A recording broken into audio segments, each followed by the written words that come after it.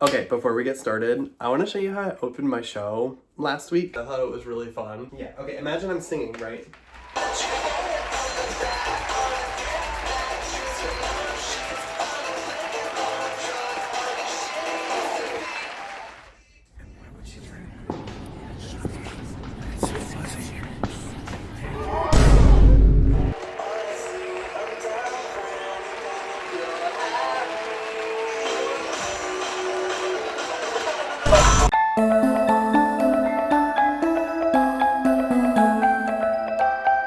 I'm clicking the thing.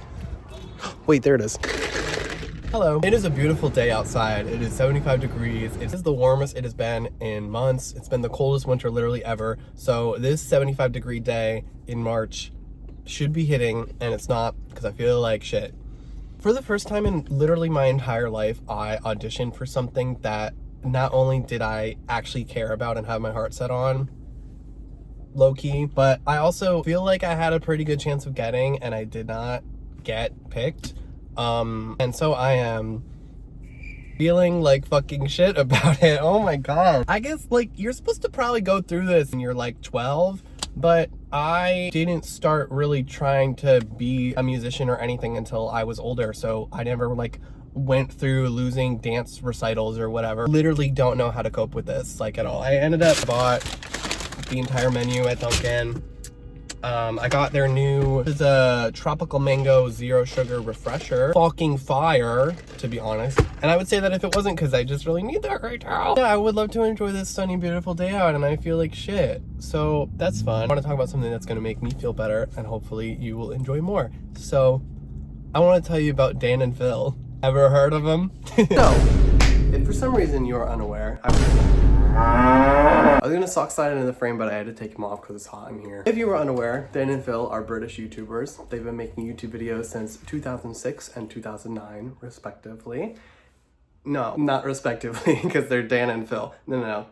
Phil's 2006, Dan's 2009. Okay. They both came out in 2019 as gay. And it had long been rumored by their fans and speculated by people that watched them, either that they were gay, which they are, or that they were dating, which they are. But it was never officially confirmed that they were dating until October 13th, 2025, when Dan and Phil uploaded a video called "Are Dan and Phil in a Relationship? The Truth Revealed." This was a big deal because, like I said, it had always been speculated in their fan base that they were dating, and now they're saying, we are, in fact, dating. When this video came out on October 13th, 2025, I had never watched a Dan and Phil video in full, like ever. Like I've seen bits and pieces. I've always known who they were. My friends in middle school kind of watched them. But I kept getting clips on my TikTok For You page of their "We Are Dating" video. I went on YouTube, it was 45 minutes long, so I figured it was probably pretty important. I sat down on October 15th, 2 days later, my dinner, and I decided I'm gonna watch their coming out video because although I've never seen a Dan and Phil video before, I do love gay people. I like gay people talking about themselves. This seems like it might be right up my alley. Let's see what they're up to. Also, I just kind of struggle with like ambiguity. Like I really can't fuck with a gay celebrity until they come out and say I am a homosexual. Like if it's like sort of speculated, like it's hard for me to really get invested. The part of my brain that doesn't like the gray area like that was never gonna get into them because it wasn't officially confirmed. But so now it had been, I was like, let me sit down and watch. So I sat down with my dinner to watch this video. I watched it, finished my dinner, and then I clicked play again and I watched it again. And then I think I spent that entire night watching Dan and Phil videos. And then over the last 6 months, I've done basically nothing but watch Dan and Phil. Yeah, and now time to get more defensive. I will defend my Dan and Phil psychosis. Dan and Phil as a story, excellent. I mean, you just can't even write this shit. They met each other over the internet in 2009 when they were both like 2000s emo boys and immediately fell in love. Also, they're two boys. They immediately fell in love off the internet, started making videos together. Those videos blew up. Those videos turned into this like decade-spanning career for the two of them, where they have done all this cool stuff. They've gone on 3 different tours. Dan went on a solo tour. They had a book. They had another book. They are actual people, but for the purposes of this video, I'm going to talk about them almost as if they're fictional characters because I don't know them. So like it doesn't, they are real people, but I think their real selves are a little bit separate from the internet mythology of Dan and Phil. So the story of Dan and Phil is excellent. They move in within a year of meeting each other. They post these like silly little videos online when making videos online wasn't a thing, literally just out of boredom and wanting to do something fun.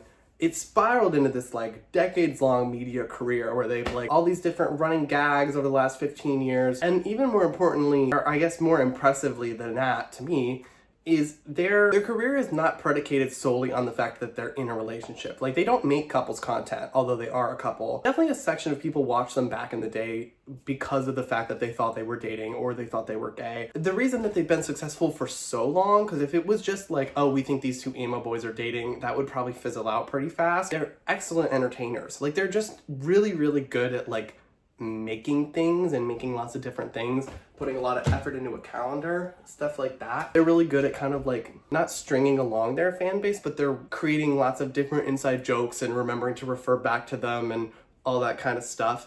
And so you kind of create this really strong relationship with them as the viewer, where it feels like you're kind of enveloped in this world of Dan and Phil. That's a great story. Oh, that's so good. Which, you know, if their whole thing was just because they were dating and people thought they were cool because they were dating, like, you know, that'd still be valid. I think gay people should be able to monetize their gayness online. I have a soft spot for like insta gays per se, that like their whole thing is they go on fucking TikTok and they like film one of them's like ironing their clothes and the other one's sitting like ass up on the bed or something. I do kind of have a soft spot for them just because it's like, you know what? Get your bag, you know what I mean? You gotta do what you gotta do, I don't know. But I do think it's really cool that Dan and Phil have this whole creative partnership that isn't just because they're dating, it's like all this other original stuff that they've created. Which kind of transitions well into my second point. They are a breath of fresh air in an online that is full of fucking garbage. The last couple of years of online stuff, I just have not particularly enjoyed being on the internet. I feel like a very popular persona to perform right now is this like pseudo-intellectual blah blah blah, the epidemic of blah blah blah. Blah. I just think it's boring. I just think it's fucking boring and you sound stupid. Like, I can tell you're not smart and you're just trying to sound smart. I have never pretended to be smarter than I am. Because I don't have to pretend. I can't stand the pseudo-intellectualism thing. I can't stand a lot of, and this is in the music world, but I feel like a lot of music people right now want to perform this persona of like this sort of godly pop star above everybody else. You're cooler than everybody else. You do more drugs than everybody else. I just don't fuck with that. I don't know. That's just not my vibe. I've always just like, I think it's really cool when people are earnest about the thing that they're good at. And I think Dan and Phil are just really good at making videos. And they're funny and they're silly, but they're also like not stupid. You could tell they're not stupid, you know, just by the way that they reference things that have happened and the way that they sort of connect jokes together and the two of them bounce off each other. You can tell that they're not stupid. They're like very intellectual people. They're just very good at talking and being funny, you know. But not only that, they try really hard at the things they make, you know. They went on a couple different tours that were these like fully fleshed out like stage productions with like all these different things and crowd involvement, and they've said a couple times like, oh, we really wanted to make sure that it was applicable to anyone who came. Like, it wasn't just like a fan service tour. Like, anyone who came could come and understand who Dan and Phil are and get some sort of entertainment enjoyment out of it, which I think is really cool, because I think it'd be so much easier for them to go on a tour and sit on an empty stage and sit there and go, do we share a bed? Maybe. Make like 5 million, fucking print money. Like, even like this calendar, you know, like this really, they could have just photoshopped them in like cute little pictures or something.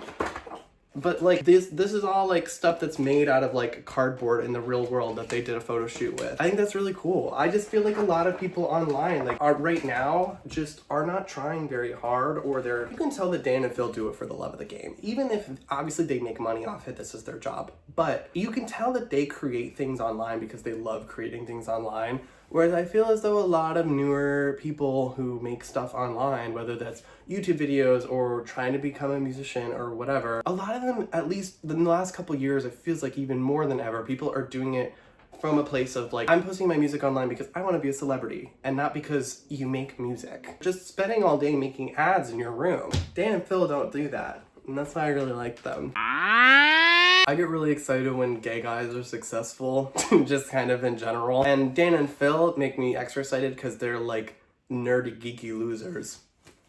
Which, if you're wondering why that would make me extra excited, I don't know what to tell you. I love seeing gay guys be successful. I know that gay men have a stereotype of not supporting other gay men. I love gay men when they're being musicians and when they're being entertainers and all that kind of stuff, especially when the stuff that they make is so unapologetically queer and they're not kind of shying away from it, and they will make gay jokes to each other, but the punchline is almost never just the fact that they're gay. Like, the punchline is some other aspect of it, or like being gay is part of the setup to an actual joke, but the joke is never just like, haha, I'm a twink, because like, so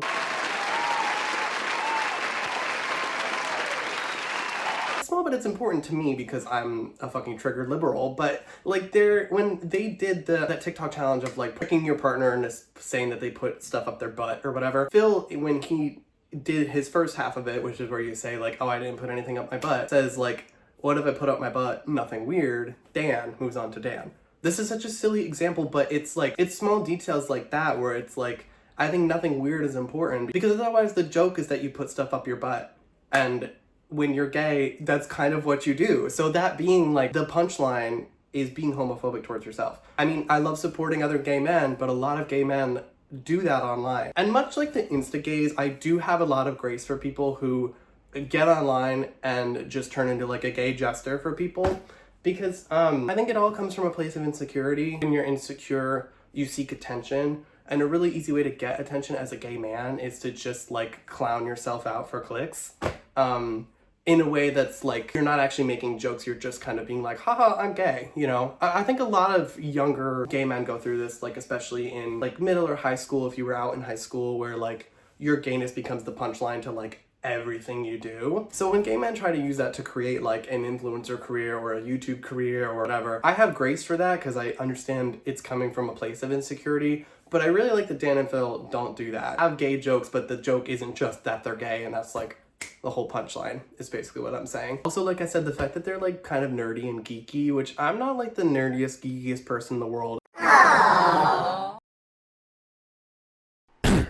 But I do feel like a lot of gay men in media right now, specifically in 2026, are not very nerdy. Like, being nerdy just is not a popular personality. It's not cool to be into that stuff. Like, I feel like it's very cool right now to be like, club, drugs. That has just never been my tea, to be honest. It's very comforting for me to watch like other gay people who are like, I want to stay inside and play video games. Like any other demographic, gay men are expected to either be like microscopically skinny, waist snatched, or be like super ripped Connor Story with like the largest ass known to man. And so it's kind of nice that Dan and Phil are just normal. I don't know, I don't want to say that it's like a condescending way where I'm like, what healthy body looks like. Like, I don't know. It sounds condescending, but hopefully you know what I mean. If you want to hear me talk more about body image, I actually just did a whole video talking about male body image, which I think is worth a watch. So I would go watch that one. I made a TikTok on October 20th, so this was 5 days after watching Hard Launch. I was already talking about this.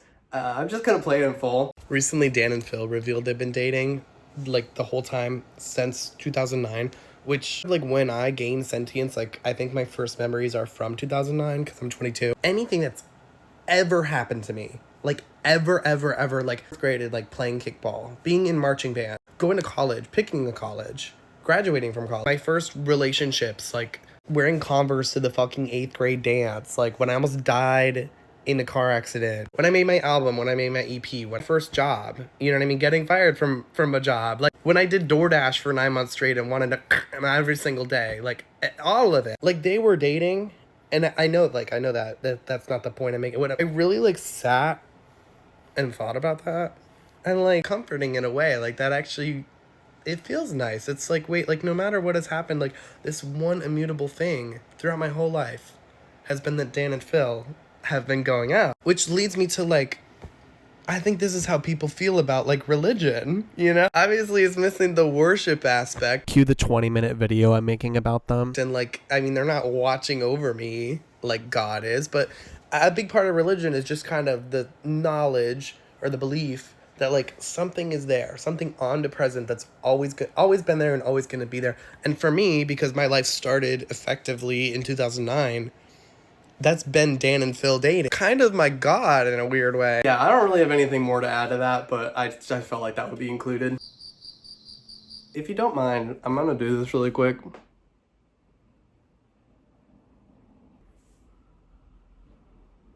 This eyeliner fucking sucks.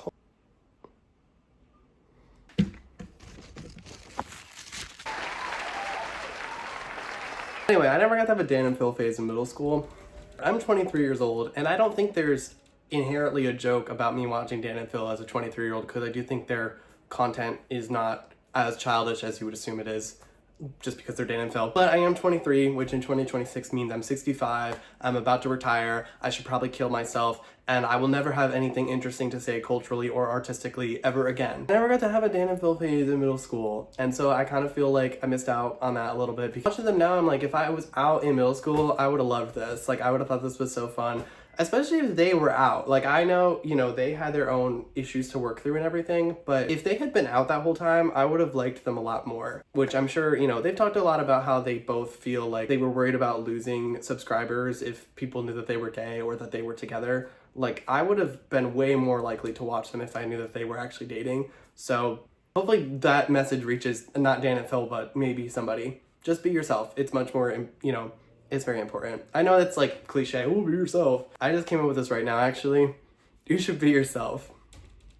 The road to the top is easier when you just be yourself. So, but I made the thumbnail of this video, that tweet that's like me when 30-year-old gay men like didn't get middle school, something, I don't even know. Obviously that tweet is kind of cliche and people make fun of it and whatever. There's truth in it. I know that's why people make fun of it, but like there is a certain amount of truth to that tweet. A lot of my development in middle and high school was stunted by the fact that everything I did had to be within the confines of people not figuring out that I was gay. Which sounds ridiculous now, but I was not out in high school. My friends knew by the end of high school, but like for most of high school I was not out, and I wasn't out like at school at all, which did kind of stunt my personal growth in a lot of different ways. You know, I also really wanted to make music that whole time and didn't, because I was afraid people would interpret my lyrics to mean that I was gay, because I mean, obviously, you know what I mean? Like, how would I have written music without it being obviously gay, unless I changed all the pronouns, which I wouldn't want to do. I don't want to lie about myself ever, but I didn't want people to know I was gay, so instead I just didn't do anything. So, but yeah, I never had a Dan and Phil phase. The closest I had was like watching Blue Neighborhood trilogy, which I don't even think I did that till I was like 16. Is it a little bit cringe that I'm unbelievably obsessed with Dan and Phil as a 23-year-old? Maybe. I don't think it is, because I don't care and I like them, but if you think it's cringe, you know, go nuts. But I never got to do this when I was 14, so I'm doing it now. I might walk out of the house like this, I haven't decided yet. I do think also, and this whole video is me thinking too deep about this, but I do think Dan and Phil are good role models, like younger gay boys, so I really hope that them coming out as a couple, how I started watching them, maybe there's some 14-year-old out there that's watching them now because they know they're a couple. I think they're great. They like, you know, they go out and drink with their friends and whatever, but they also like spend a lot of time just like creating things. They're very kind to lesbians, which gay men often are not. And I don't know. Yeah, I just think they're probably pretty good role models. I think they would have been, if I was 14 right now and Dan and Phil were doing what they're doing right this second, like, but I was 14, I think it would have been more impactful on my personal growth than what I actually did, which was have no role models at all. So I think the closest thing I ever had to gay role models in media was, again, Troye Sivan Blue Neighborhood trilogy, which is a music video. And I watched Queer as Folk when I was 19, which probably wasn't a great role model. Or I watched a lot of Heartstopper, which is sweet. I love Heartstopper, but like, there's not a whole lot to gain from that when you're 20. Dan and Phil, by comparison, you know, they're both in their 30s, but they're still doing cool stuff. Their life didn't end when they turned 30. They've been in like a monogamous relationship, which is important to me. They go out and stuff, but they're not doing meth, so that's good. You know what I mean? I don't know. Bottom line is I just really like them, actually. Aww. I just think they're so funny. I feel like there must be a more eloquent way to explain this than that, but the way that they riff off each other, they like do these like sort of sexual jokes all the time, but they're like always like 10% a little bit stupid. Like they're not like, never like gross enough to be gross. They kind of keep it in this zone where it's like, that wasn't even really a sex joke because it doesn't even make any fucking sense. I think just like their kind of dynamic back and forth, the way that their personalities clash with each other is so perfect and creates this like really funny cycle. They do lots of different things. I love that their last few videos, like in the last 6 months, they've been doing some more concept-y kind of things like the ghost hunting video and the hotel video and stuff, but then they also kind of still do their staples, I guess, like the Dan and Phil Twitter videos and the what Dan and Phil text each other. Also, all their videos aged really well. Other than like maybe some of their old stuff, I don't think that I would just throw on in the background. Like I think I would watch more specifically, sit down and watch it, like their stuff from like 2011, I'm saying. Especially their like mid-2010s gaming videos, like 2014 to 18 is all aged really well. You could still just throw it on now and it's like watching any other YouTube video. Obviously they say like yeet and whatever. Yeet! It has not aged nearly as poorly as a lot of stuff from the 2010s, in my opinion, has. I think a lot of the pop music from 2014 to 2017.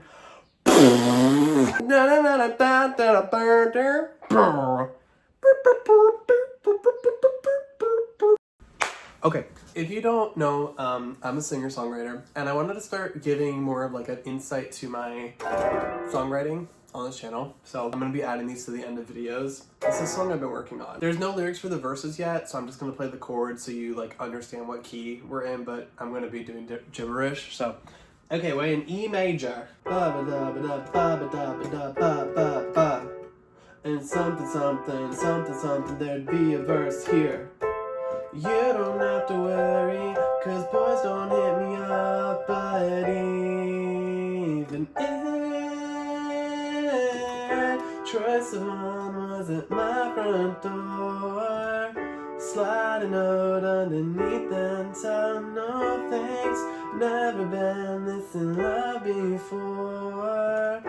Every day feels like I'm being pranked, I wanna strangle you to death, no.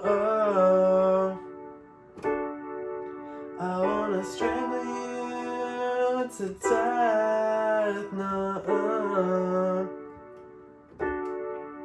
I wanna strangle you to death, no.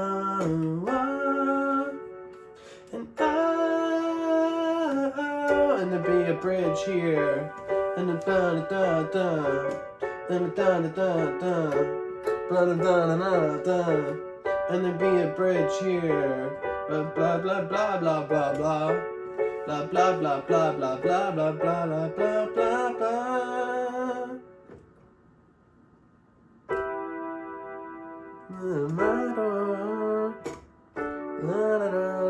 Yeah, you got it. Yeah, that song's called Troy Sivan, I think. I don't know if I'll ever finish it, but I really like it so far. I actually did write that before the Troy Sivan cardboard cutout appeared, so that was just a weird coincidence. You'll be seeing more of him in a couple weeks.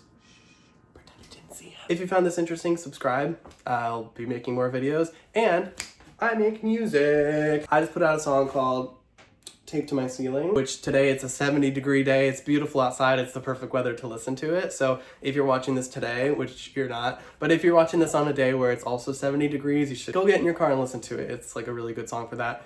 And if it's a mopey, miserable day out, I put out a song called Shelf Life on the same day. So, and I have a song coming out probably first week of April, but don't quote me on that, called Source Material, which if you like songs by gay guys about gay guys, I think you'll like it. So I've been working on the music video. I'm very excited. This really did make me feel so much better about being sad about my audition. I actually forgot about it until right this second. So, but yeah, thank you for watching. My name is Antique. I'll see you later. Bye.